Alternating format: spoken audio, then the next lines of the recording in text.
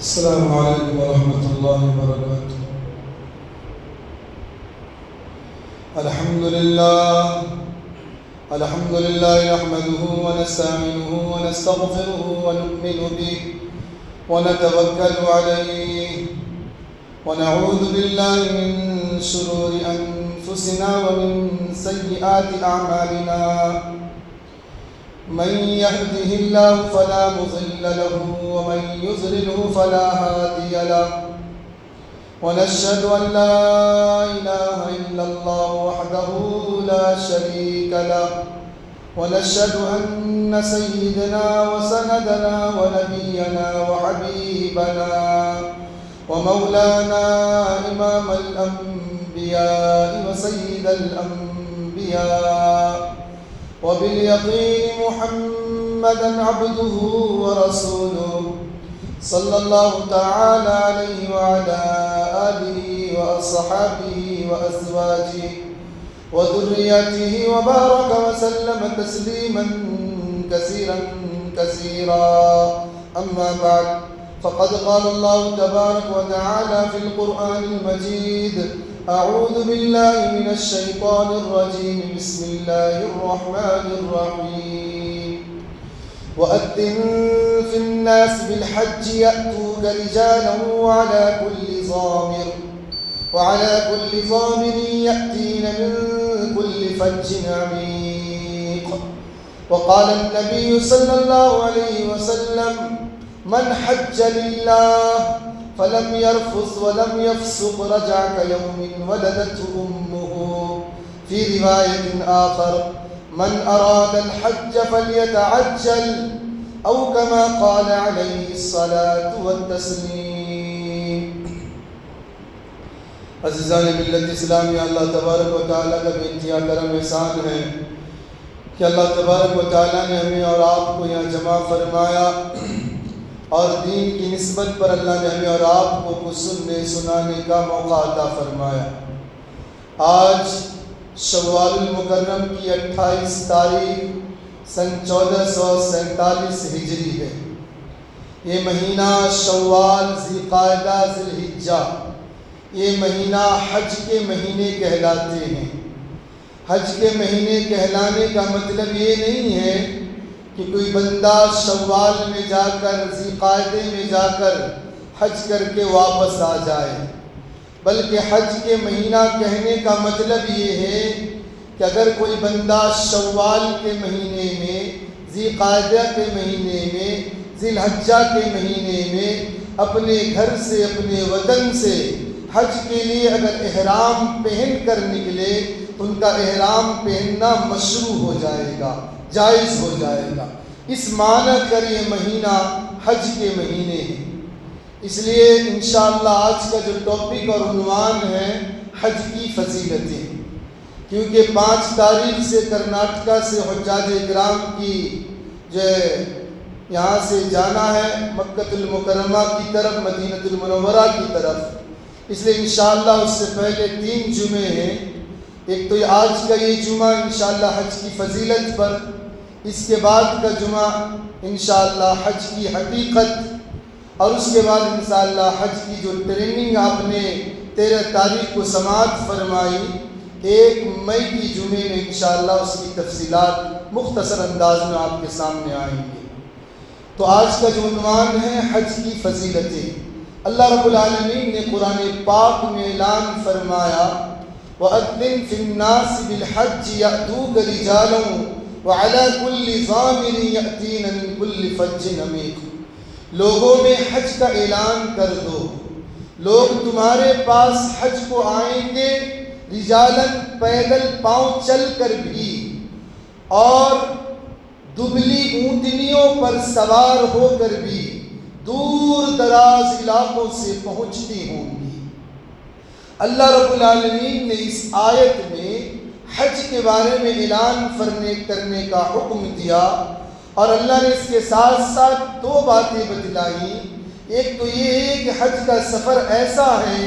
کہ انسان کے اندر ذوق اور شوق اگر پیدا ہو تو انسان اس راستے کی مشقت پیدل چل کر بھی انسان اس کو برداشت کرتا ہے. دوسری چیز یہ ہے کہ سواری پر سوار ہو کر بھی لوگ اللہ کے اس گھر کی زیارت کرتے ہیں، لیکن حج کی فضیلت سے پہلے کعبۃ اللہ جہاں پر حج ہوتا ہے، اللہ تبارک و تعالیٰ نے حج کا ایسا عمل بنایا جس کے لیے اللہ نے مہینہ متعین فرمایا، تاریخ بھی فکس فرمایا، اور جگہ بھی اللہ تبارک و تعالیٰ نے سلیکٹ فرمایا کہ مہینہ، تاریخ اور جگہ، یہ تینوں چیز اس عمل کے لیے،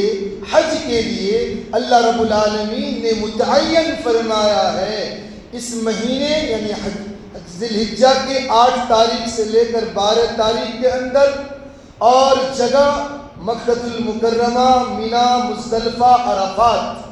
اور تاریخ اللہ تعالیٰ نے 8 تاریخ سے لے کر 12 تاریخ، یہ تینوں چیز اللہ تبارک و تعالیٰ کی طرف سے متعین ہے۔ لیکن جہاں پر یہ حج ہوتا ہے اس کی تاریخ کیا ہے، مختصر انداز میں آپ اس کو اپنے ذہن میں رکھیں کہ جو کعبۃ اللہ ہمیں اور آپ کو نظر آتا ہے، اس کی تعمیر سب سے پہلی تعمیر کس نے کی؟ بعض روایات میں آتا ہے کہ اس کی تعمیر فرشتوں نے کی ہے، لیکن جمہور کا قول یہ ہے کہ جب اللہ تعالیٰ نے سیدنا آدم علیہ نبینا علیہ السلام کو دنیا میں اللہ نے اتارا، تو حضرت آدم علیہ السلام کے ذریعے سے اللہ تبارک و تعالیٰ نے کعبۃ اللہ کی تعمیر فرمایا، اور سب سے پہلی تعمیر اور دنیا میں سب سے پہلا گھر جو بنایا گیا وہ کعبۃ اللہ، جیسے کہ قرآن پاک کی آیت ہے پارے 4 کی، ان اول بیت وضع للناس للذی ببکۃ مبارکا وہدی للعالمین، کہ دنیا میں سب سے پہلا گھر جو لوگوں کے لیے بنایا گیا وہ گھر ہے جو مکہ میں بنایا گیا، اور اللہ تبارک و تعالیٰ نے فرمایا مبارکہ، یہ کعبۃ اللہ جب تک قائم رہے گا برکت کا ذریعہ ہے لوگوں کے لیے۔ اور دوسری چیز اللہ نے فرمایا ہدی للناس، جب تک کعبہ موجود رہے گا اللہ لوگوں کو ہدایت دیتے رہیں گے۔ اور تیسری چیز اللہ نے فرمایا فی آیات بینات مقام ابراہیم، کہ اس میں اللہ نے مختلف نشانیاں رکھی ہیں، ان میں سے ایک نشانی مقام ابراہیم ہے۔ تو اللہ تعالیٰ نے سب سے پہلی تعمیر، پہلا گھر اس سرزمین پر اللہ نے کعبۃ اللہ کو بنایا، اور کیونکہ دنیا جب اللہ تعالیٰ نے بنانا چاہا تو پوری دنیا پانی سے بھرا ہوا تھا، اور پوری دنیا کا جو سینٹر جہاں آج کعبۃ اللہ ہے وہاں پر پانی کا بلبلہ کی ایک شکل آئی۔ اللہ تعالیٰ نے زمین کو جب فرش بنانا چاہا، جیسے کہ اللہ نے قرآن میں فرمایا الم نجعل الارض مہادا، کیا ہم نے زمین کو تمہارے لیے فرش نہیں بنایا؟ تو اللہ تعالیٰ نے جب زمین کو پانی پر بچھانا شروع کیا تو پانی بچھانے کی جو شروعات ہوئی ہے اس سرزمین پر جہاں پانی کے بلبلے کی شکل تھی، پوری دنیا کے سینٹر جہاں آج کعبۃ اللہ کی تعمیر ہے۔ اگر پوری دنیا میں اگر آپ نقطہ سینٹر پر اگر ڈالیں گے، سینٹر جو پوائنٹ اللہ نے قرار دیا ہے وہ کعبۃ اللہ کی جگہ پوری دنیا کی بیچوں بیچ، اور اللہ تعالیٰ نے وہاں سے بقیہ زمین کو جو ہے پھیلانا شروع کر دیا۔ تو حضرت آدم علیہ السلام کی تعمیر چلتی ہوئی آئی، طوفان نوح میں منہدم ہو گئی، پھر اللہ تعالیٰ نے حضرت ابراہیم اور اسماعیل علیہ السلام کے ذریعے سے اللہ نے اس کعبۃ اللہ کی بنیاد پر بنیاد ڈلوائی، اور حضرت ابراہیم اسماعیل علیہ السلام نے خانہ کعبہ کی جب تعمیر کرنے لگے، اللہ تعالیٰ نے حضرت جبرائیل علیہ السلام کے ذریعے سے کعبۃ اللہ کی تعمیر کے لیے سارا میٹیریل جنت سے اللہ نے دنیا میں پہنچایا، اور حضرت ابراہیم اسماعیل علیہ السلام نے جب کعبۃ اللہ کی تعمیر سے فارغ ہو گئے، جب میٹیریل بچ گیا تو اللہ کے دربار میں درخواست کرنے لگے یا ربا یہ میٹیریل بچ کے اس کو کیا کروں؟ اللہ تعالیٰ نے حکم دیا اس میٹیریل کو، کعبہ کی خیرات کو دنیا کی زمینوں پر بکھیر دو ہواؤں میں، اللہ جہاں چاہے گا اس ذرات کو وہاں پہنچا دے گا۔ علماء نے لکھا ہے کہ ابراہیم علیہ السلام نے جب جنت سے آئی میٹیریل جو کعبۃ اللہ کے لیے آئی تھی بچ گئی، ابراہیم خلیل اللہ نے جب ہواؤں میں بکھیرا، اللہ تعالیٰ نے پوری دنیا کے ہر خطوں میں اس کی ذرات کو پہنچایا، اور کعبۃ اللہ کا یہ خیرات جنت سے آئی ہوئی جس سرزمین پر گری ہے وہاں پر اللہ کے گھر کی تعمیر ضرور ہوگی۔ ہم اور آپ جہاں بیٹھے ہیں گویا کہ یہاں بھی کعبۃ اللہ کی خیرات آ کر گری، جس کی وجہ سے آج یہاں پر اللہ کے گھر کی تعمیر ہوئی۔ یہ ابراہیم خلیل اللہ نے جب گھر کی تعمیر کی تو اللہ نے فرمایا کہ آپ حج کا اعلان کریں۔ ابراہیم علیہ السلام نے فرمایا یا ربا میری آواز پوری دنیا کی خطوں تک کیسے پہنچے گی؟ اللہ نے فرمایا آواز لگانا آپ کا کام ہے، پہنچانا میرا کام ہے۔ اور ابراہیم علیہ السلام نے جب آواز لگائی، جو دنیا کے اندر جو انسان پیدا ہوئے ہو، جو ماؤں کے رحموں میں تھے، جو عالم ارواح میں تھے، ابراہیم خلیل اللہ کی آواز اللہ نے ان تک پہنچائی، اور جنہوں نے اس آواز پر لبیک کہا اللہ تبارک و تعالیٰ ان کو حج کی سعادت اور توفیق ضرور عطا فرمائے۔ اور جس نے ایک مرتبہ لبیک کہا، ایک حج کی توفیق، دو مرتبہ لبیک کہا، دو مرتبہ حج کی توفیق، جنہوں نے دم لبیک کہے ہوں گے اللہ ان کو سینکڑوں حج کی توفیق اور سعادت اللہ عطا فرمائے گا۔ تو یہ کعبۃ اللہ کی تعمیر حضرت ابراہیم خلیل اللہ جب کیے، وہ تعمیر چلتی ہوئی آئی، ایک حادثے میں منہدم ہو گئی۔ تو قبیلے کی جرہم کے لوگوں نے خانہ کعبہ کی پھر سے تعمیر کی، پھر ایک حادثے میں منہدم ہو گئی تو قوم عمالقہ کے لوگوں نے تعمیر کی۔ پھر اس کے بعد آقا مدنی جناب رسول اللہ صلی اللہ علیہ وسلم کا زمانہ آیا، نبوت نہیں ملی تھی، تو کفار مکہ نے دیواروں کے بوسیدہ ہونے کی بنیاد پر کعبۃ اللہ کی تعمیر جب کرنے لگے تو انہوں نے اعلان کیا کہ دیکھو اگرچہ وہ لوگ بت پرست تھے، بتوں کی پوجا کرتے تھے، لیکن انہوں نے کہا یہ اللہ کا گھر کی تعمیر ہے، کوئی حرام کا ایک روپیہ اس میں نہ لگائے، سٹے کا پیسہ اس میں نہ لگے، بلکہ حلال کمائی کا پیسہ اللہ کے اس گھر کی تعمیر میں لگائے۔ یہی وجہ ہے ان کے پاس اتنے ہی پیسے اکٹھے ہوئے تو انہوں نے کعبۃ اللہ کی اتنی ہی تعمیر کی کہ حتیم کعبہ سے باہر کر دی۔ حالانکہ حتیم کعبہ جو کعبے کے باہر چھوٹی سی دیوار بنی ہوئی ہے گول سی، یہ کعبہ کا حصہ ہے، لیکن ان کے پاس حلال کے پیسے نہیں تھے، اس لیے صرف اتنے ہی تعمیر ہوئی۔ اور انہوں نے ابراہیم خلیل اللہ نے جو تعمیر کی تھی اس میں 3 چینجنگ کفار مکہ نے کی۔ ابراہیم علیہ السلام نے جو تعمیر کیے تھے اس کے 2 دروازے تھے، ایک انٹر ایک ایکسٹ، ایک داخل ہونے کا ایک نکلنے کا، اور کعبۃ اللہ کی دیوار زمین سے لگی ہوئی تھی، اور یہ حتیم کعبہ کا حصہ تھا، لیکن کفار مکہ نے حتیم کو کعبہ سے باہر کر دیا اور کعبے کے 2 دروازے کی جگہ ایک دروازہ بنایا، دروازوں کو زمین کی سطح سے اوپر اونچائی میں بنا دیا تاکہ ہماری اجازت کے بغیر کوئی کعبہ میں داخل نہ ہو سکے۔ لیکن جب جناب رسول اللہ صلی اللہ علیہ وسلم کو نبوت ملی تو اللہ کے نبی صلی اللہ علیہ وسلم نے عائشہ رضی اللہ عنہا سے فرمایا کہ میرا دل چاہتا ہے کہ میں کعبۃ اللہ کو ایسے ہی تعمیر کروں جیسے ابراہیم خلیل اللہ نے تعمیر کی تھی، لیکن ناواقف مسلمان ہیں، نو مسلم ہیں، کہیں لوگوں میں فتنہ پیدا نہ ہو جائے، اس لیے میں اس کو اسی حالت میں چھوڑتا ہوں۔ اسی حالت میں جناب رسول اللہ صلی اللہ علیہ وسلم دنیا سے پردہ فرما گئے، یہاں تک کہ جب حضرت اما عائشہ رضی اللہ عنہ کے بھانجے حضرت اسماء رضی اللہ عنہ کے بیٹے حضرت عبداللہ بن زبیر رضی اللہ عنہ کی جب مکے پر حکومت سن 64 ہجری کے بعد جب آئی تو انہوں نے اللہ کے نبی صلی اللہ علیہ وسلم کی حدیث جب ان کو پہنچی تو انہوں نے کعبۃ اللہ کو پھر منہدم کر کے ویسا ہی بنایا جیسے جناب رسول اللہ صلی اللہ علیہ وسلم کی چاہت تھی ابراہیم خلیل اللہ کے نقش قدم پر کہ ایک دروازے کی جگہ 2 دروازہ، دروازے کو زمین کی سطح سے اوپر اور حتیم کو کعبہ کا حصہ بنا دیا۔ لیکن سوئے قسمت جب حجاج بن یوسف جو اس امت کا بڑا ظالم انسان تھا، جب وہ مکے پر چڑھائی کیا، اس نے حضرت عبداللہ بن زبیر رضی اللہ عنہ جو صحابی رسول ہیں، اللہ کے نبی صلی اللہ علیہ وسلم کے صالح اسماء کے بیٹے ہیں، کعبۃ اللہ کے اندر ذبح کر دی اور خانہ کعبہ میں آگ لگا دی اس ظالم نے۔ اور اسی حجاج بن یوسف نے دنیا اس وقت جب اس کی حکومت مکے کے اندر آئی تو انہوں نے نعرہ دیا جو کام نبی نے نہیں کیا تھا وہ کام عبداللہ بن زبیر کیے تھے، بدعت تھا، اس لیے حجاج بن یوسف نے کعبۃ اللہ کو پھر توڑ کر ویسا ہی بنایا جیسے کفار مکہ نے بنایا، جیسے کہ 2 دروازے کی جگہ ایک دروازہ، دروازے کو زمین کی سطح سے اوپر اٹھا دیے اور حتیم کو کعبہ سے باہر کر دیا۔ یہاں تک کہ جب عادل انصاف پرور بادشاہ کی حکومتیں آئی اور انہوں نے چاہا کہ ہم ویسے ہی بنائیں جیسے جناب رسول اللہ صلی اللہ علیہ وسلم کی چاہت تھی، تو اس وقت کے بڑے امام مالک بن انس رحمۃ اللہ علیہ نے فتویٰ دیا اگر اسی طرح اگر اس کو جاری رکھا جائے ہر آنے والا بادشاہ کعبۃ اللہ کو کھلونا بنا دے گا، اس لیے جس حالت میں اسی حالت میں رکھی جائے۔ تو آج جو کعبہ ہمیں نظر آتا ہے یہ وہ تعمیر ہے جو حجاج بن یوسف نے کیا تھا۔ تو اور یہ اللہ کا بھی ایک کرنا تھا کہ حتیم کو کعبہ سے باہر کر دیا،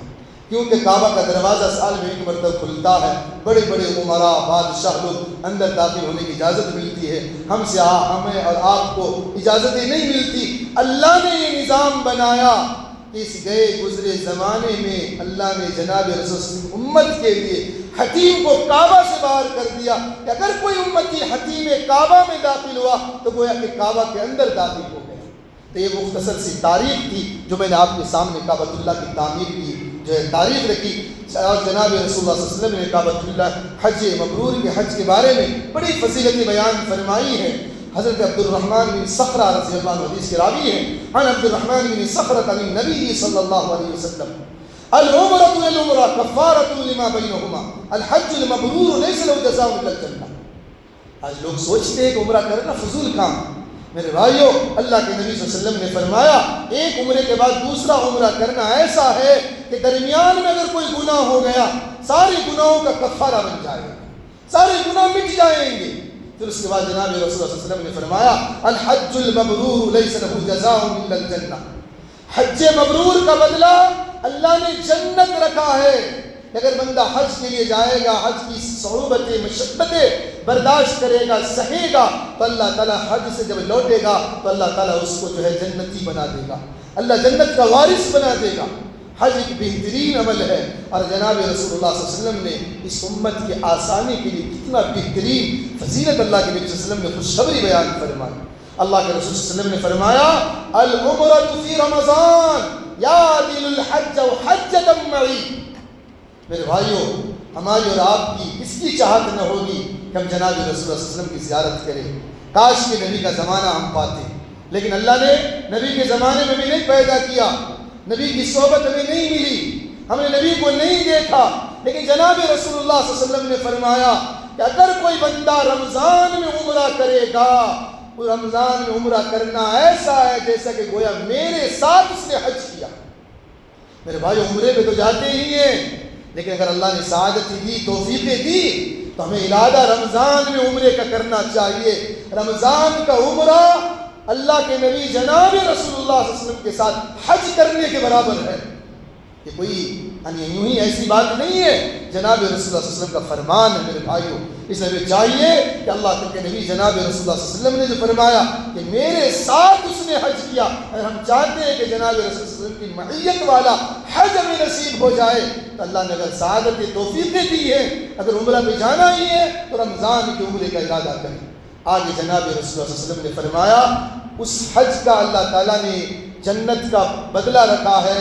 جو اس حج کے بارے میں جناب رسول اللہ صلی اللہ علیہ وسلم نے فرمایا، چند فضیلتیں بیان فرمائی اور صفتیں بیان فرمایا کہ کس حج کا اللہ جنت کا بدلہ رکھا ہے، اس حج کے بدلے اللہ نے جنت رکھا ہے۔ تو اللہ کے نبی صلی اللہ علیہ وسلم نے فرمایا من حج للہ، پہلا کام حاجی کے لیے یہ ہے کہ فوٹو کھینچانا نہیں، لوگوں کے لیے واہ واہ نہیں، بلکہ حج کا سفر ایسا ہے جتنا چاہیں اس کو چھپائیں۔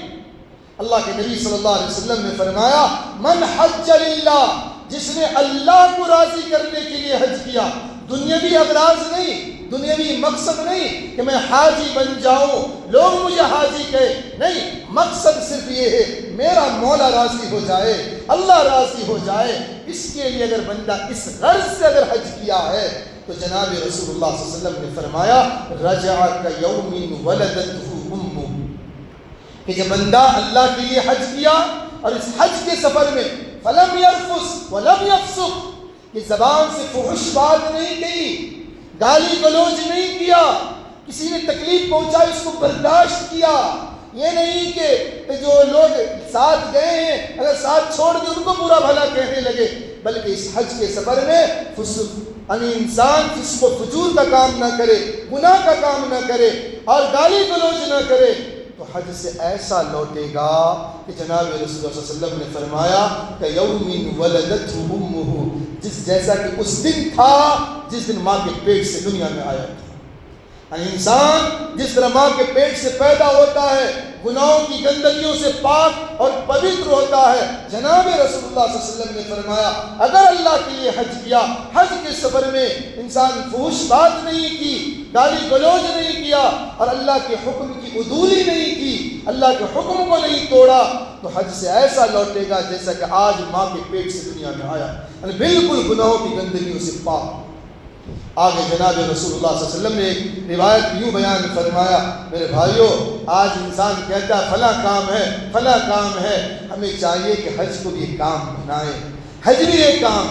دکان کھولنا، تجارت کرنا، بیٹیوں کی شادی بیاہ کرنا، یہ ایک کام ہے، لیکن اس سے بڑا کام یہ ہے کہ اللہ نے وہاں تک پہنچنے کی صلاحیتیں دی ہیں۔ تو جناب رسول اللہ صلی اللہ علیہ وسلم نے فرمایا تابعوا بین الحج والعمرہ، بار بار حج اور عمرہ کیا کرو۔ اور بعض روایت میں فرمایا اللہ کے نبی نے وَأَتِمُّ الْحَجَّ وَالْعُمْرَةَ، مستقل حج اور عمرے میں لگے رہو۔ اس کے دو فائدے اللہ کے نبی جناب رسول اللہ صلی اللہ علیہ وسلم نے دنیا میں بیان فرمایا۔ دو فائدہ کیا ہے؟ بعض لوگ سوچتے ہیں کہ اگر حج کمیٹی سے جائیں گے 4 لاکھ روپے خرچ ہو جائیں گے، قرض دار ہو جائیں گے، لیکن دوسری چیزوں کے بارے میں، گھومنے پھرنے کے بارے میں، سیر و تفریح کے بارے میں، کھانے پینے کے بارے میں، شادی بیاہ کے بارے میں پورا مال لگا دیتے قرض لے لے کر۔ اس میں یہ نہیں سوچتا ہے کہ مختصر انداز میں شادی بیاہ کر لی جائے، لیکن جب حج کی باری آتی ہے دل میں یہ باتیں آتی ہیں۔ میرے بھائیو یاد رکھو جناب رسول اللہ صلی اللہ علیہ وسلم نے فرمایا فَإِنَّهُمَا يَنْفِيَانِ الْفَقْرَ وَالذُّنُوبَ، کہ حج اور عمرہ ایک ایسا سفر ہے کہ اللہ تعالیٰ حج اور عمرے کی وجہ سے اللہ تعالیٰ انسان کی فقیری کو دور کر دے گا، تغیر مالدار بنا دے گا۔ ہماری ذہن میں مائنڈ میں بات آئے نہ آئے کہ جناب رسول اللہ صلی اللہ علیہ وسلم کا فرمان ہے میرے بھائیوں، جو مستقل حج اور عمرہ کرتے ہیں حج اور عمرے کرنے کی وجہ سے اللہ فقر نہیں لائے گا، غریبی نہیں لائے گا۔ اللہ تبارک و تعالیٰ جو انسان کو تمنگر مالدار بنا دے گا، اللہ اس کو محتاج نہیں بنائے گا موت تک۔ حج اور عمرے کا سفر ایسا۔ اور دوسری چیز یہ ہے کس کی چاہت نہیں ہوگی ہمارے گناہ معاف ہو جائے۔ جناب رسول اللہ صلی اللہ علیہ وسلم نے فرمایا حج عمرے کا سفر ایسا ہے کہ گناہوں کو بالکل مٹا دیتا۔ اور جناب رسول اللہ صلی اللہ علیہ وسلم نے ایک مثال دے کر فرمایا فَإِنَّهُمَا يَنْفِيَانِ الْفَقْرَ وَالذُّنُوبَ كَمَا يَنْفِي الْكِيرُ خَبَثَ الْحَدِيدِ وَالذَّهَبِ وَالْفِضَّةِ، جس طرح سونے کے اندر گندگی آ جائے، چاندی کے اندر گندگی آ جائے، لوہا زنگ آلود ہو جائے، بھٹی کے اندر ڈالی جائے، بھٹی سونے چاندی اور لوہے کی گندگی کو دور جس طرح کر دیتا ہے، حج اور عمرہ لوگوں کے گناہوں کو اور فقیری کو اسی طرح دور کر دیتا۔ یہ جناب رسول اللہ صلی اللہ علیہ وسلم کا فرمان۔ اس لیے میرے بھائیوں ہمیں چاہیے کہ اللہ نے اگر موقع دیا ہے اول فرصت میں حج کا ارادہ کریں۔ اگر پاسپورٹ نہیں ہے پہلے مرحلے میں پاسپورٹ بنائے۔ کیوں؟ اللہ کے نبی صلی اللہ علیہ وسلم نے فرمایا افضل الاعمال، دنیا میں انسان بہت سارے اعمال کرتے ہیں، سب سے فضیلت والا عمل کون سا؟ 3 عمل کا ذکر جناب رسول اللہ صلی اللہ علیہ وسلم نے فرمایا۔ افضل الاعمال الایمان باللہ ثم الجہاد ثم حجۃ مبرورہ۔ پہلا عمل اللہ پر ایمان لانا، دوسرا عمل کہ اللہ کے راستے میں تن من دھن کی بازی لگا دینا کفر کی کمر کو توڑنے کے لیے، اور تیسرا عمل یہ ہے حج مبرور۔ یہ 3 عمل اللہ کے نزدیک قابل قبول ہے، سب سے زیادہ فضیلت رکھتا ہے۔ اور آگے اللہ کے نبی صلی اللہ علیہ وسلم نے فرمایا تفضل سائر الاعمال کہ کما بین مطلع الشمس الى مغربها، کہ حج کی فضیلت تمام اعمال پر بڑھی ہوئی ہے، تمام عمل پر حج کی فضیلت بڑھی ہوئی ہے۔ اور حج کی فضیلت اتنی ہے جتنی مشرق اور مغرب کے درمیان فاصلہ، جتنا فاصلہ ہے اس سے کئی گنا زیادہ اللہ نے حج کی فضیلت رکھا۔ اس لیے میرے بھائیوں حج کی ارادہ کرے۔ اللہ کے نبی صلی اللہ علیہ وسلم نے فرمایا، حضرت عائشہ رضی اللہ عنہا حدیث کے راوی ہیں، ان عائشہ رضی اللہ تعالی عنہا ان رسول اللہ صلی اللہ علیہ وسلم قال ما من یوم اکثر من ان یعتق اللہ فی عبدا من النار من یوم عرفہ وانه لیدنو ثم یباہی بهم الملائکہ فیقول ما اراد هؤلاء او کما قال علیہ الصلوۃ والسلام۔ اللہ کے نبی صلی اللہ علیہ وسلم نے فرمایا کہ عرفات کے میدان میں، عرفات کے دن 9 ذی الحجہ کو جب حجاج اکرام عرفات کے میدان میں ہوتے ہیں، اللہ تبارک و تعالی عرفات کے دن سے زیادہ کسی دن میں اللہ اپنے بندوں کو جہنم سے زیادہ آزادی نہیں دیتا جتنی آزادی اللہ 9 ذی الحجہ کو دیتا ہے۔ 9 تاریخ کو عرفات کے میدان میں جو حجاج اکرام ہوتے ہیں، اللہ کے نبی صلی اللہ علیہ وسلم نے فرمایا اس دن جتنے بندوں کو اللہ معاف کرتا ہے اس سے زیادہ کسی دن اللہ بندے کو معاف نہیں کرتا۔ اس دن فَإِنَّهُ لَيَدْعُو، اللہ آسمانی دنیا کے قریب ہوتا ہے، ثُمَّ يُبَاهِي بِهِ الْمَلَائِكَةُ، فرشتوں سے فخر کے طور پہ فرماتا ہے مَا أَرَادَ هَؤُلَاء، میرے بندے کیا چاہتے ہیں۔ رب خود فرما رہا میرے بندے کیا چاہتے ہیں۔ میرے بھائیوں، جس غلام کا آقا اگر کہہ دے کہ تم کیا چاہتے ہو بتاؤ، میرے بھائی اس سے بڑی کیا فضیلت ہوگی۔ حدیث پاک کے اندر آتا ہے حضرت عمر بن خطاب رضی اللہ عنہ صفا اور مروہ کے درمیان تشریف فرما تھے۔ 2 شخص آیا اور کعبۃ اللہ کا طواف کیا، صفا مروہ کی سعی کیا۔ حضرت عمر رضی اللہ عنہ نے فرمایا کون ہو تم؟ انہوں نے کہا ہم عراق کے لوگ ہیں۔ کیوں آئے ہو؟ کہا کہ حج کے ارادے سے آئے ہیں۔ حضرت عمر رضی اللہ عنہ نے پوچھا اس کے علاوہ اور کوئی ارادہ تو نہیں کہ کسی سے وراثت کا مال لینا ہو یا قرض دار سے قرض کی وصول یابی ہو یا کوئی دوسری ضرورت ہو، دوسرے غرض سے آئے ہو؟ کہ کوئی غرض نہیں سوائے حج کے، ہم اللہ کے لیے حج کے لیے آئے ہیں۔ حضرت عمر بن خطاب رضی اللہ عنہ نے فرمایا جاؤ اثر 9 اعمال کرو، اللہ تمہارے پچھلے تمام گناہ معاف کر دیں۔ یعنی حج کا ایسا عمل ہے اللہ گزشتہ سارے گناہوں پر معافی کا قلم پھیر دیتا۔ اس لیے میرے بھائیوں ہمیں چاہیے کہ اول فرصت میں اللہ نے اگر پیسہ دیا، مال دیا ہے اللہ کے حج کے لیے، ہم کوششیں کریں، محنتیں کریں۔ اب غور کریں، جب عرفات کے میدان میں، جب حاجی عرفات کے میدان میں ہوتے ہیں، جناب رسول اللہ صلی اللہ علیہ وسلم کے بارے میں آتا ہے کہ جب نبی ذی الحجہ کو 9 تاریخ کو اللہ کے نبی صلی اللہ علیہ وسلم عرفات کے میدان میں تھے، شام کے وقت تقریباً 5 گھنٹے اپنی امت کی مغفرت کی دعا کی۔ میرے رب کے آقا صلی اللہ علیہ وسلم گرمی کی شدت میں اور باہر میں کھلے آسمان میں کے سامنے اللہ کے نبی صلی اللہ علیہ وسلم ہاتھ پھیلا کر اپنی امت کی یاد آئی کہ اللہ قیامت کے دن میری امت کو میدان محشر میں اسی طرح اکٹھا فرمائے گا۔ تو تقریباً 5 گھنٹے اللہ کے نبی نے دعائیں کی کہ اللہ میری امت کو بخش دیجیے، میری امت کو بخش دیجیے۔ اللہ تعالیٰ نے جناب رسول اللہ صلی اللہ علیہ وسلم الحاظ جاری ہوتے ہوئے دیکھ کر اللہ کی رحمت جوش میں آئی۔ اللہ نے فرمایا میرے محبوب میں نے آپ کی امت کو بخش دیا سوائے اس شخص کے جو ظالم ہے، جس نے ظلم کیا اس کا بدلہ لیا جائے گا، باقی ساری امت کو بخش دیا۔ اللہ کے نبی صلی اللہ علیہ وسلم نے درخواست کیا اللہ آپ اس بات پر قادر ہیں کہ مظلوم کو ظلم کا بدلہ دے دیں اور ظالم کو معاف کر دیں، اب معاف کر دیجئے۔ اللہ نے 9 تاریخ کی شام کو عرفات کے میدان میں یہ دعا قبول نہیں فرمایا۔ جناب رسول اللہ صلی اللہ علیہ وسلم غم زدہ ہو کر مزدلفہ تشریف لائے، رات کھلی آسمان میں گزارے۔ جب صبح کا وقت آیا وقوف مزدلفہ میں جناب رسول اللہ صلی اللہ علیہ وسلم نے اللہ کے دربار میں روتے رہے کہ اللہ میری امت کو بخش دیجئے، میری امت کو بخش دیجئے۔ یہ دعا مانگتے مانگتے جناب رسول اللہ صلی اللہ علیہ وسلم تبسم فرمانے لگے، ہنسنے لگے۔ صحابہ نے پوچھا یا رسول اللہ آپ کا معمول تو یہ نہ تھا کہ الحاظ جاری کرتے ہوئے تبسم فرما دے؟ تو اللہ کے نبی صلی اللہ علیہ وسلم نے فرمایا جب میں دعا کر رہا تھا اللہ نے میری اس دعا کو جب قبول فرمایا، شیطان واویلا مچانے لگا، مٹیاں اپنے سروں پر ڈالنے لگا، اس کی ایک کارنامے دیکھ کر مجھے ہنسی آ گئی۔ میرے بھائیوں یہ حج کا سفر بڑا سنہرا سفر ہے۔ جب حجاج اکرام اپنے احرام کو پہنتے ہیں، جب زبان سے لبیک کا نعرہ دیتے ہیں تو میرے بھائیوں حدیث سننا اللہ کے نبی صلی اللہ علیہ وسلم نے کیا فرمایا۔ سہل بن سعد رضی اللہ عنہ حدیث کے راوی ہیں، ان سہل بن سعد رضی اللہ تعالی عنہ قال قال رسول اللہ صلی اللہ علیہ وسلم ما من مسلم یلبی الا لبا من عن یمینہ وشمالہ من حجر او شجر او مدر حتى تنقضي الارض من ها هنا ها هنا او كما قال علیہ الصلوۃ والتسلیم۔ اللہ کے نبی صلی اللہ علیہ وسلم نے فرمایا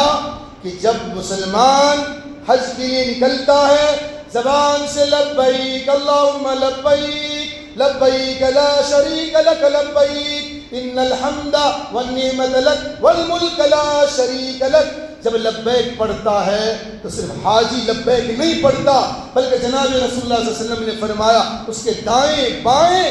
پتھر، درخت، زمین کے ڈھیلے، مٹی کے ڈھیلے اور زمین کی انتہا تک جتنی چیزیں ہیں حاجی کی لبیک سن کر ساری چیز لبیک لبیک کا شور لگانے لگتی ہے۔ میرے بھائیو، یہ سفر اتنا سنہرا سفر ہے کہ حاجی کی زبان سے لبیک کا نعرہ نکلتا ہے، زمین کی انتہا تک، جہاں تک زمین اللہ نے بنائی ہے، زمین کے اندرونی حصے تک لبیک اللہم لبیک کی آوازیں، صدائیں بلند ہونے لگتی ہیں۔ کتنا بہترین سفر ہے۔ آقا مدنی جناب رسول اللہ صلی اللہ علیہ وسلم کے بارے میں عبداللہ بن عمر رضی اللہ عنہ فرماتے ہیں کہ ایک مرتبہ میں نبی اکرم صلی اللہ علیہ وسلم کی خدمت میں مینا کی مسجد میں تشریف فرما تھے، تو اللہ کے نبی صلی اللہ علیہ وسلم کے پاس دو شخص آیا، ایک انصاری ایک عراقی، اور دونوں آ کر اللہ کے نبی صلی اللہ علیہ وسلم سے کہا یا رسول اللہ میں آپ سے کچھ سوال کرنا چاہتا ہوں۔ اللہ کے نبی صلی اللہ علیہ وسلم نے فرمایا اگر تم چاہو تو سوال کر لو، اگر تم اجازت دو تو میں بتا دوں تم کیا پوچھنا چاہتے ہو۔ تو انہوں نے کہا یا نبی اللہ یا رسول اللہ آپ ہی بتا دیں کیا بات۔ تو اللہ کے نبی صلی اللہ علیہ وسلم نے فرمایا تم حج کے متعلق پوچھنا چاہتے ہو کہ بندہ اگر حج کے ارادے سے گھر سے نکلے تو اس کا ثواب کیا ہے، طواف کر کے 2 رکعت نماز پڑھے اس کا کیا فائدے ہیں، صفا مروہ کی سعی کرے، عرفات کے میدان میں ٹھہرے، شیطان کو کنکریاں مارے، سر کے بال منڈائے، طواف زیارت کرے، اس کا اجر و ثواب کیا ملے گا۔ دونوں صحابی رسول نے کہا یا نبی اللہ قسم اس ذات کی جس نے آپ کو رسول بنا کر بھیجا، میرا یہی سوال تھا جو آپ نے ذکر فرمایا۔ اللہ کے نبی صلی اللہ علیہ وسلم نے فرمایا سنو، جب انسان اپنے گھر سے حج کے ارادے سے نکلتا ہے تو اس سواری پر اونٹنی پر سوار ہوتا ہے، اونٹنی قدم اٹھاتی ہے یا رکھتی ہے، اللہ اس کے نام اعمال میں ایک نیکی لکھتا ہے، ایک گناہ مٹا دیتا۔ جتنی سواری چلتی رہے گی ہر قدم پر ایک گناہ مٹائے جائیں گے، نام اعمال میں ایک نیکیاں لکھی جائیں گی۔ اور آگے اللہ کے نبی صلی اللہ علیہ وسلم نے فرمایا جب بندہ طواف کرتا ہے اس کے بعد جب واجب الطواف کی 2 رکعت مقام ابراہیم کے پاس اگر پڑھتا ہے یا کسی خطے میں 2 رکعت نماز پڑھتا ہے، اس کا ثواب ایسا ہے گویا کہ عربی غلام کا آزاد کرنا، عربی غلام کے آزاد کرنے کے برابر طواف کے بعد 2 رکعت نماز پڑھنے پر اللہ اتنا اجر و ثواب دیتا۔ پھر اللہ کے نبی صلی اللہ علیہ وسلم نے فرمایا صفا مروہ کی جو صحیح ہے کہ صفا پہاڑی سے لے کر مروہ تک دوڑنا، مروہ سے صفا پر دوڑنا، اس کا اجر و ثواب اللہ نے 70 غلام آزاد کرنے کے برابر ثواب رکھا۔ اس کے بعد جب بندہ میدان عرفات میں آتا ہے اور میدان عرفات میں کھلے آسمان کے نیچے ہے، ایک لباس ہے، ایک نعرہ ہے، اللہ کی رحمت کے امیدوار ہے، اللہ جاننے کے باوجود فرشتوں سے کہتے ہیں کہ اے فرشتوں یہ میرے بندے دور دراز سے پراگندہ وال آئے ہوئے ہیں، اور اللہ فرماتا ہے اے میرے بندوں اور میرے بندے میری رحمت کے امیدوار ہیں، اور اللہ اعلان کرتا ہے فرشتے گواہ رہنا کہ اے میرے بندو اگر تمہارے گناہ آج زمین کے ذرات کے برابر ہوں، بارش کے قطروں کے برابر ہوں، سمندر کے جھاگوں کے برابر ہوں، تب بھی میں تمہارے گناہوں کو بخش دوں گا۔ کتنا بڑا اجر و ثواب عرفات کے میدان میں جب حجاج اکرام ٹھہرتے ہیں، اللہ آسمان دنیا پر آ کر یہ اعلان کرتا ہے آج تمہارے گناہ زمین کے ذرات کے برابر بھی ہوں گے، سمندر کے جھاگوں کے برابر بھی ہوں گے، بارش کے قطروں کے برابر بھی ہوں گے، تب بھی میں تمہارے گناہوں کو معاف کر دوں گا۔ پھر اللہ اعلان کرتا ہے اے میرے بندو آج بخشے بخشائے لوٹ جاؤ، صرف تمہارے گناہوں کو میں نہیں بخشوں گا بلکہ آج جن کی تم سفارش کرو گے ان کے بھی گناہ بخش دیے جائیں۔ کتنا بڑا اجر و ثواب اللہ رب الجلال کائنات کے مالک نے اس حج کے عمل میں رکھا۔ میرے بھائیو یہ بندہ اس عرفات کے میدان میں اللہ کا یہ نعرہ، اللہ کی آواز بندوں تک پہنچائی جاتی ہے فرشتوں کے ذریعے سے۔ جب بندہ آتا ہے شیطان کو کنکری مارتا ہے، جناب رسول اللہ صلی اللہ علیہ وسلم نے فرمایا کہ ایک ایک کنکری کے بدلے اگر ایک بندے کا گناہ، ایک بڑا گناہ جو انسان کو ہلاک و برباد کر دے دنیا میں بھی آخرت میں بھی، اتنا بڑا گناہ ایک ایک کنکری کے بدلے اللہ معاف کر دیتا ہے۔ پھر بندہ جب جو ہے قربانی دیتا ہے تو قربانی کا بدلہ اللہ نے اپنے پاس ذخیرہ رکھا ہے کہ قیامت کے دن جب بندہ اللہ کی بارگاہ میں جائے گا، حج کی جو قربانی دیا ہے، قربان کیا ہے جانور کو، اللہ کی بارگاہ میں جب کھڑا ہوگا اس کا اجر ایک ذخیرے کے طور پر وہاں پر ملے گا۔ پھر اس کے بعد جب سر کے بال منڈاتا ہے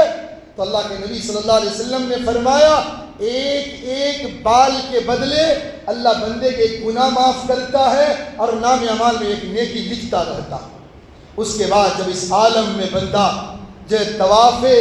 زیارت کرتا ہے اور طواف زیارت اس حالت میں کرتا ہے تو اس کے ذمے کوئی گناہ نہیں ہوتے، کوئی گناہ نہیں ہوتے۔ فرشتے اس انسان کے دونوں مونڈھوں کے درمیان ہاتھ مار کر کہتا ہے جاؤ اثر نو اعمال کرو، پچھلے تمہارے سارے گناہ معاف ہو گئے، پچھلے تمہارے سارے گناہ بخش دیے گئے۔ میرے بھائیو کتنا بہترین عمل یہ حج کا عمل ہے میرے بھائیو، اس لیے اول فرصت میں اللہ نے مال دے انتظار نہ کرو، یہ نہ سوچو کہ آئندہ حج کر لیں گے، ابھی بیٹی کی شادیاں بعد میں کر لیں گے، ابھی ایک دکان ہے دوسری دکان بن جائے پھر حج میں جائیں گے۔ نہیں میرے بھائیو، جناب رسول اللہ صلی اللہ علیہ وسلم نے فرمایا من اراد الحج فلیتعجل، حج کا اگر ارادہ ہو تو جلدی کرو۔ کیوں؟ اللہ کے نبی صلی اللہ علیہ وسلم نے فرمایا فَإِنَّ أَحَدَكُمْ لَا يَدْرِي مَا يَعْرِضُ لَهُ، تم میں سے کوئی نہیں جانتا ہے آئندہ کیا حالات پیش آئیں گے۔ اور بعض روایت میں اللہ کے نبی نے فرمایا فَإِنَّ أَحَدَكُمْ لَا يَدْرِي مَا يَعْرِضُ لَهُ مِن مَرَضٍ أَوْ حَاجَةٍ، کیا بیماری تمہیں لاحق ہو جائے، بدن میں کمزوریاں آ جائیں، تم حج کے ارکان پورے نہ کر سکو، او حاجۃ، کیا ضرورت پیش آ جائے تم اس کی بنیاد پر حج پہ نہ جا سکو۔ اس لیے جناب رسول اللہ صلی اللہ علیہ وسلم نے فرمایا من اراد الحج فلیتعجل، جب حج کا ارادہ ہو اول فرصت میں جلدی کرو، جلدی کرو۔ اس لیے میرے بھائیو حج کا بہترین عمل ہے، حج کا ارادہ کریں، پاسپورٹ بنائیں اور اس کے لیے جائیں، اور حج میں جتنا دن اللہ وقت دیا ہے 40 دن 35 دن اللہ کی بارگاہ میں روتے رہے۔ کتابوں کے اندر شیخ الحدیث مولانا زکریا رحمہ اللہ نے یہ باتیں لکھی ہے کہ ایک بوڑھا شخص مکہ میں 70 سال رہا، 70 سال حج عمرہ کرتے رہے۔ کتنے سال؟ 70 ایئرس، 70 سال تک حج کرتے رہے۔ جب بھی احرام باندھتا، لبیک پڑھتا، غیب سے آواز آتی لا لبیک، تیری حاضری قبول نہیں، تیری حاضری قبول نہیں۔ ایک مرتبہ جب انہوں نے احرام باندھا تو ایک نوجوان بھی ان کے ساتھ احرام باندھا، جب انہوں نے لبیک کہا تو غیب سے آواز آئی لا لبیک۔ اس نوجوان نے کہا بابا جی آپ نے سنا آپ کی لبیک پر اللہ کی طرف سے آواز آئی کہ تیری حاضری قبول نہیں۔ اس بوڑھے شخص نے روتے ہوئے کہا کہ 70 سال سے ہی الفاظ سن رہا ہوں کہ تیری حاضری قبول نہیں۔ تو اس نوجوان نے کہا پھر اتنی مشقت کیوں اٹھاتے ہو، کیوں تکلیف اٹھاتے ہو؟ اس بوڑھے شخص نے روتے ہوئے کہا کیا کروں، اس کے در کے علاوہ کوئی در نہیں، اس کے علاوہ کس کے در پہ جاؤں، کس کے در کو پکڑوں؟ اور غلام کے لیے زیبا نہیں دیتا، تھوڑی سی بات کے لیے آقا کے در کو چھوڑ دے، اللہ کے در کو چھوڑ دے۔ اور زاروں قطار رونے لگا۔ پھر اس نے لبیک جو ہی پڑھی، اللہ کی طرف سے آواز آئی اب لبیک یا عبدی، میرے بندے میں نے تیری حاضری کو قبول کر لیا، اور میں اپنے بندوں کے ساتھ ایسا کرتا ہوں جو میرے ساتھ حسن ظن رکھتا ہے،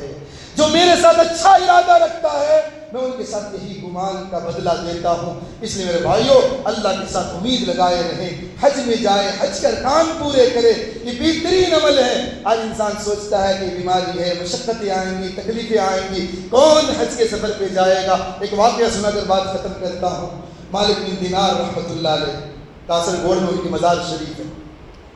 ان کے متعلق واقعہ لکھا ہوا ہے کہ گرمی کے موسم میں اتنی شدت کی گرمی تھی کہ پرندے اپنے گھونسلے کے اندر چلے گئے تھے۔ مالک بن دینار کہتے ہیں میں جب اپنے گھر سے باہر آیا دیکھا ایک شخص رینگتی ہوئی زمین پر آ رہا،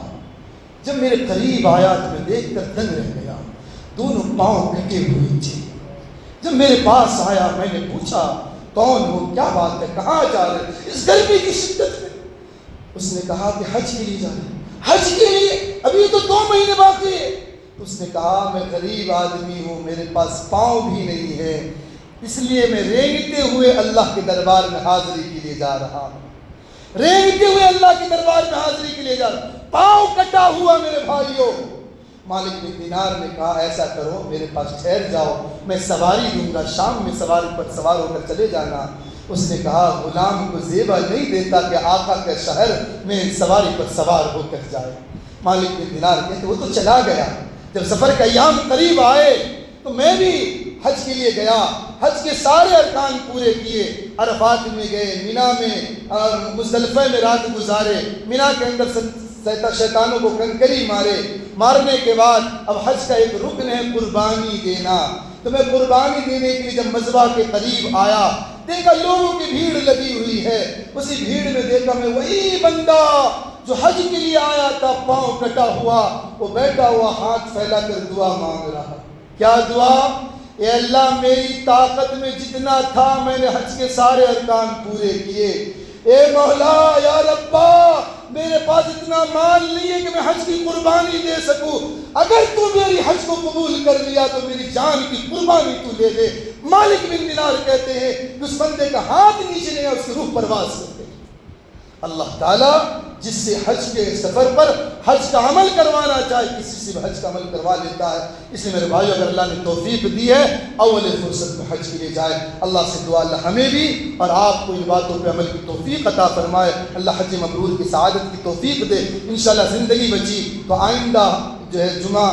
حج کی حقیقت، اس کے بعد حج کی جو ٹریننگ ہے انشاءاللہ اس پر گفتگو ہوں گی۔ جو حضرات سنت سے فارغ ہیں سنت